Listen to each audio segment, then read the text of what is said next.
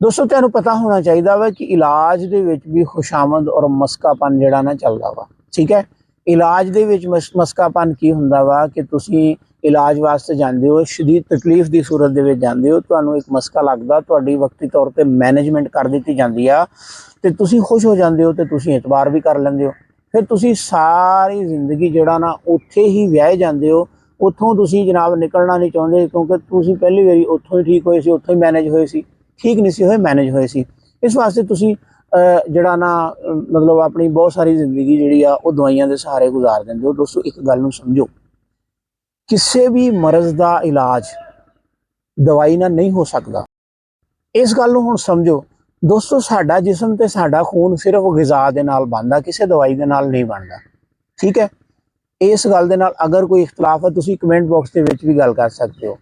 साडा जिस्म और साडा खून ग़िज़ा दे नाल बनदा, दवाई दे नाल नहीं बनदा।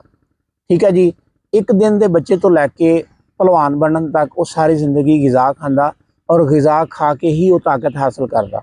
और एक दिन इस तरह होंदा वा कि वो बीमार हो जाता तो दोस्तों उन्होंने बीमार किसी दवाई ने नहीं किया, उन्होंने उस ग़िज़ा ने ही किया वा जिहड़ी वो खा रहा सी, क्योंकि वो कोलों गलती हो गई उस ग़िज़ा दे विच, उन्हें गलत ग़िज़ा खानी शुरू कर दी। उस गलत ग़िज़ा ने उन्होंने बीमार किया, बीमार करन तो बाद फिर तुसीं डॉक्टर दे कोल गए, हुण तुसीं दवाई लैनी शुरू की है।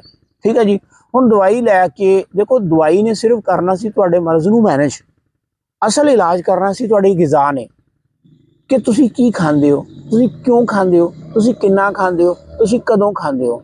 इत्थे फैसला करना सी तुहाडे मालिक ने कि इत्थे इहदी जिहड़ी आ इहदा इलाज ग़िज़ा दी किस किस्म की मैनेजमेंट दे नाल होना वा, किहड़ी ग़िज़ा इहनूं नहीं चंगी, किहड़ी ग़िज़ा इहनूं चंगी आ, किहदी डेफिशिएंसी हो गई आ, किहड़ी एक्सैसिव हो गई आ, किहड़ी वध के नुकसान दे रही है, किहड़ी घट के नुकसान दे रही है। ये वो गल्लां सी जिहड़ियां तुहाडे मुआलिज ने तुहानूं दसणियां सी, उन्हें नहीं दसियां।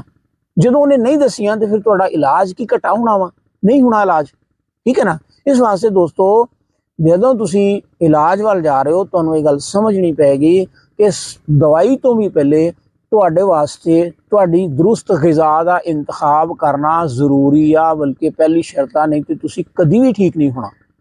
ठीक है जी, इस वास्ते हुण तुसीं इलाज वास्ते जदों किसी दे कोल भी जाओ तो तुसीं पहले उस मुआलिज का इम्तिहान लो कि क्या इस मुआलिज नूं ग़िज़ा दा हकीकी फितरी उसूलों के उत्ते इलम भी है कि नहीं।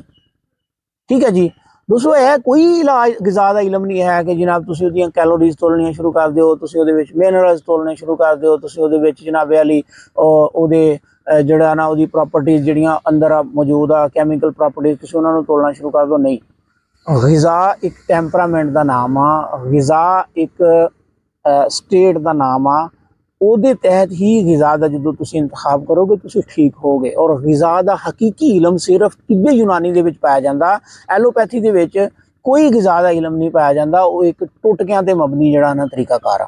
ठीक है जी, इस वास्ते तुसीं किसी भी तिब्बे यूनानी के माहिर इलाज बिल ग़िज़ा के नाल राबता करके अपनी ग़िज़ा का इंतखाब करवाओगे। पहले नंबर पर देखोगे कि किहड़ी ग़िज़ा ने तुहानूं बीमार किया, उन्होंने बंद करना पेगा, किहड़ी ग़िज़ा ने तुहानूं किहड़ी ग़िज़ा की कमी की वजह के नाल तुसीं बीमार होए, उन्होंने बाहरों जिसम दे विच चालू करना पेगा। फिर तुसीं दोनों के बैलेंस नूं उन्हां दे तनासब नूं लैवल करोगे, बैलेंस करोगे। जदों बैलेंस करोगे तो फिर इंशाअल्लाह ताला तुहाडा मर्ज़ मुस्तकिल तौर पर ख़त्म हो जाएगा।